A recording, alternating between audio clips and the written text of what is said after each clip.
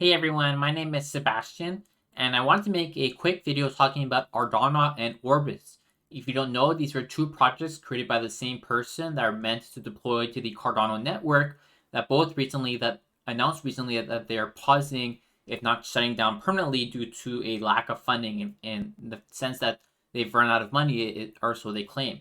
And so I want to look into their GitHub, look into what they've done, and figure out what lessons, what key takeaways there are for the community based off their projects. So first, let me just describe what these two projects were and what they were trying to do. So Ardana was a stablecoin and stablecoin DEX for Cardano, and Orbis was a ZK rollup for Cardano. Now, you may not know this, but these were two very ambitious projects. Now, keep in mind, these are not new projects. These were projects that were announced near the start of the release of smart contracts for Cardano. So keep in mind, this was before a lot of the developer tools was released. This was before the Vassal hard fork hit. And so these were ambitious projects at the time that both started at the same time, approximately at the same time, by the same person. So this is, kind of risk management, maybe a mistake, because, starting two kind of ambitious projects at the same time is kind of hard to do. And the Orbis project was kind of doubly hard because not only are ZK rollups a very hard project, but also even today, Cardano also does not have a data availability solution that is well suited for a kind of rollup style layer 2.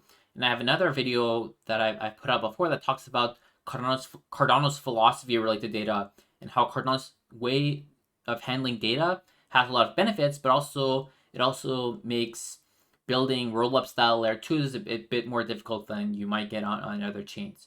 And so that's still a limitation that exists today, as well as the fact that Cardano does not have a block space fee market. That also makes it hard for layer 2s because it means your entire layer 2 might run into a liveness issue, or it may make that the TPS of your layer 2 drops significantly, which severely deteriorates the user experience. So these are problems that still exist on top of the difficulty of building a ZK rollup.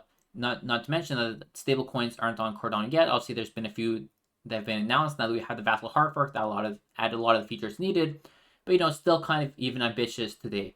So two kind of ambitious projects.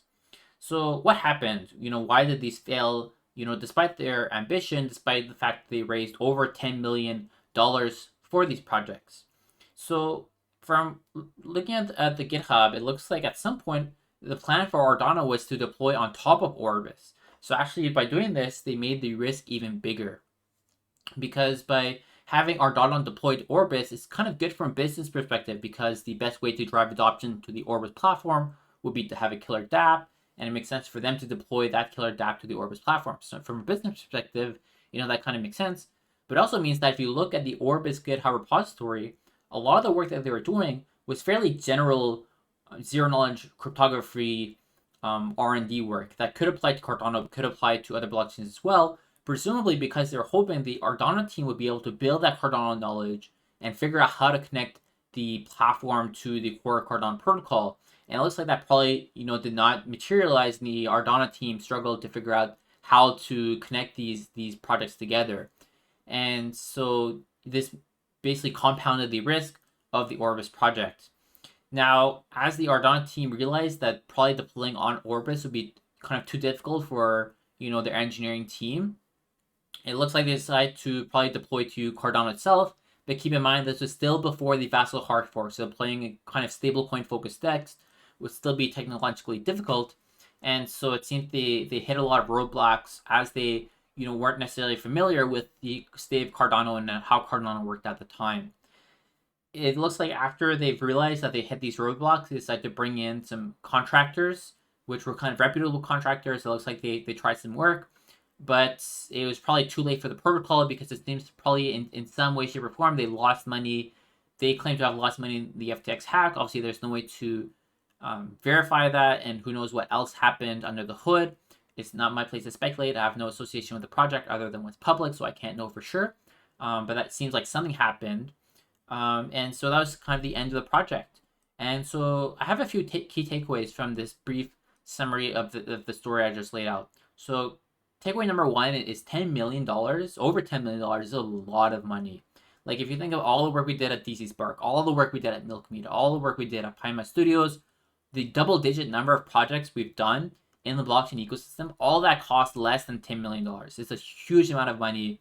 Um, it's strange that they were not able to deliver with so much capital, and I don't really know the background to what happened.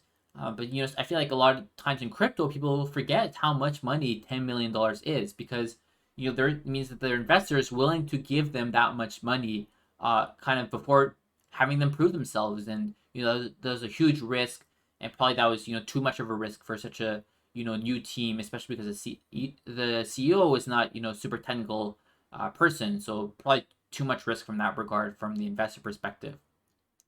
But also, I think another key takeaway is there needs to be more accountability.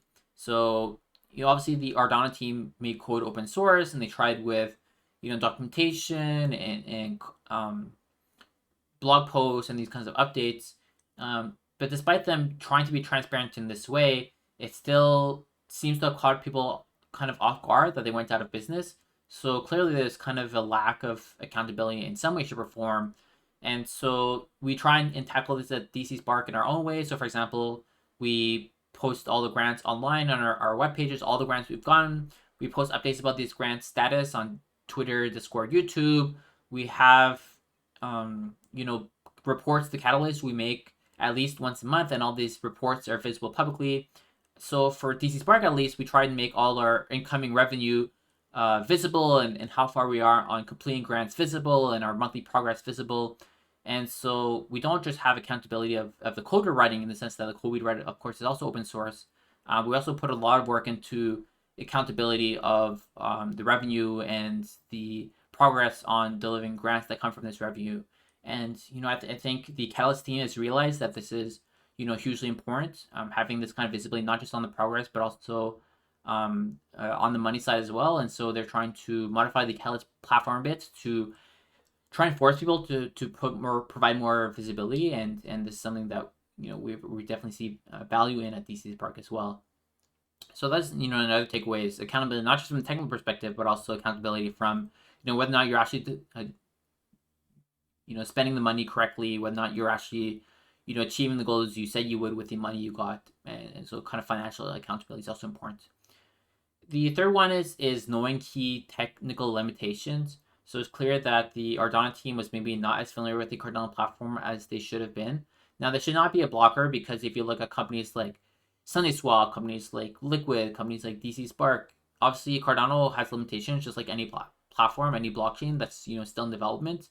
And whenever we see limitations, we figure out what these limitations are, how we can build around them, and how we can help build the core protocol itself to help build Cardano, add the functionalities needed for our protocols, and then deploy on top of that. And it's not clear why their team was not able to identify those, and why they weren't able to contribute to Cardano itself to help remove any barriers that might affect them. But it shows that probably they should have spent more time on knowing the technical limitations of the platform. And so that's my takeaway number 3. Make sure you know the limitations of your platform before you start going too far down one road. And I think my fourth key takeaway is to avoid protocols, building too many protocols in parallel. So for example, for me personally, I started the Milkmedia project quite a while ago, and we've deployed a sidechain to market for Cardano. We've deployed a layer 2 for Algorand. We have multiple projects that have deployed to the Milkmedia ecosystem. We have websites. We have the whole thing, in a fairly good state, with a fairly good roadmap and a fairly good team. It's obviously not a done project. There's still a huge amount of work we intend to do, but it's reached a certain stable configuration. And after we've reached a stable configuration, I announced that I'm taking part in Pima Studios, which is a new company that's building layer 2s for gaming. That's also deploying through Cardano, as well as other projects and blockchains as well. And this is obviously a very new and extremely ambitious project, just like Milkmedia is a very ambitious project. But we left a year in between to really stabilize the Milkmedia project and make sure we were on a very good path for that before getting involved in a new venture. And so I think this is also a key takeaway, which is be wary of starting too many really ambitious projects in parallel. And so that's my takeaways from the Ardana and Orbis situation. Hopefully, if you're an entrepreneur, crypto investor, or any kind, this kind of takeaway might be helpful for you. And if you have other takeaways you've seen, I'd love for you to post them below and love to hear your thoughts on it. And thank you very much.